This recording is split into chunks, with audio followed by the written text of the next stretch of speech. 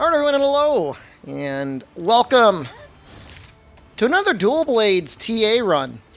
I really don't necessarily fancy myself a Dual Blades TA runner, but this was a Patreon request from Noxella. He wanted to see dual crit set. I have unfortunate news, at least with Sunbreak. Critical element no longer functions on status. I swear it used to function in base rise, but they updated the wording, and after some testing, it would appear that it is no longer functional. That being said, we are still using Thunder Paralysis Dual Blades, the Kezu duels, against Seregios. Seregios, interesting monster, does a ton of damage, doesn't like to sit still too often. Pretty weak to Thunder. It's like 50-20 on the legs. Main thing with him, and this goes relatively well with lots of styles, especially, you know, if you're not running any sort of stamina skills, is having an extra wire bug around in order to help, like, Shrouded Vault your way out of danger, or even just to move is always nice. This beginning here is like a little rough, but the later part we kick a little bit more into high gear. It's a whirlwind of emotions, this video. It's really good. Interesting set. I ended up actually using the Aurora Camp helm. I thought it just had pretty good slot flexibility. I think it has like 2 Agitator, 1 Master's Touch, and 2 level 2 slots.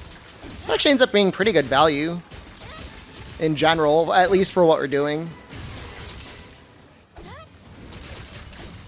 I am using Feral Demon mode, which feels a little bit like a cop-out, but I did this run a lot, and I found occasionally, even if I was doing like Orange Scroll Dereliction in normal Demon mode, the third Paralysis was just not always very likely to happen before he would just die. If you were running like no damage skills, I could see you getting a third Paralysis. Whether or not it's better or not is questionable.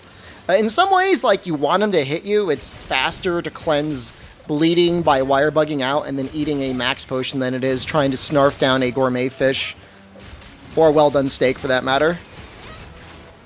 Or just crouching, I guess? I don't know. Did a lot of testing. Dereliction's fun on this set. You know, I've got a pretty decent attack Dereliction charm that works out pretty well.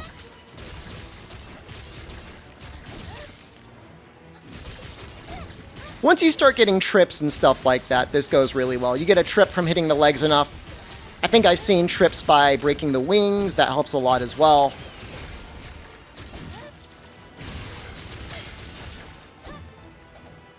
I think that was a wing one there. It's normally, I'm kind of nervous to attack the head. It looks like it shouldn't be bad, but on like a smaller Seregios, it feels very difficult to hit it consistently. And yeah, Spiral Thrust, sometimes you just kind of whiff it there.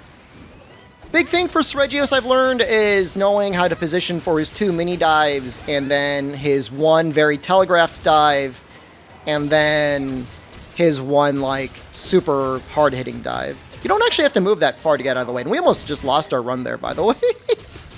That was wild. And so we went from a paralysis into a wire bug state here. That's wild.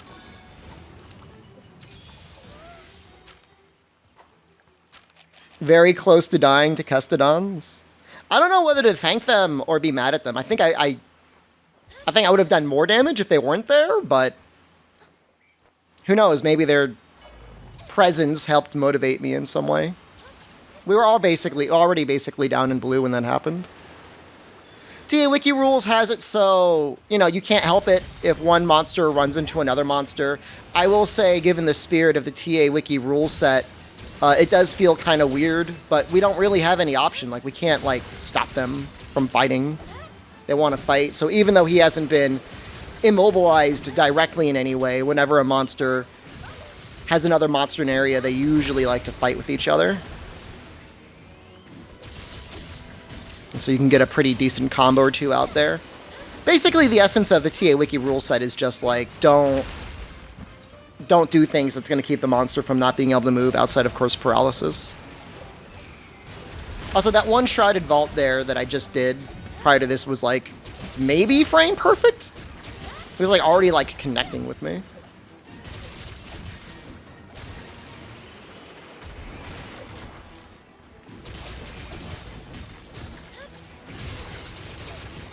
Such a high risk, high reward move doing Spiral Thrust on him because like if you connect with the wings, you end up just like zipping away. But if you hit the legs, you actually get, you know, repositioned in a very good area. I did choose to attack the legs there. I just did not want to risk shooting past the head. So 536 for dual crit. Not like actual Thunder Dual Blades. I'm satisfied with that. I'm okay with that for now. Certainly sub 5 would be possible with a little bit more practice. Sub 4, if lots of things went really well, shouldn't be a problem. I don't know if sub 3 is possible unless you just started humping the head with like aerial spam on dual blades. Not with a TA rule set, at least. Fun run. Thank you, Noxella, for sponsoring this on the Patreon.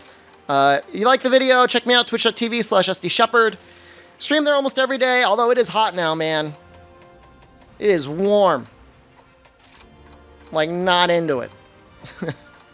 So maybe not today. Probably be back tomorrow. Like the video, subscribe if you haven't already. Helps out quite a bit. Look forward to tomorrow.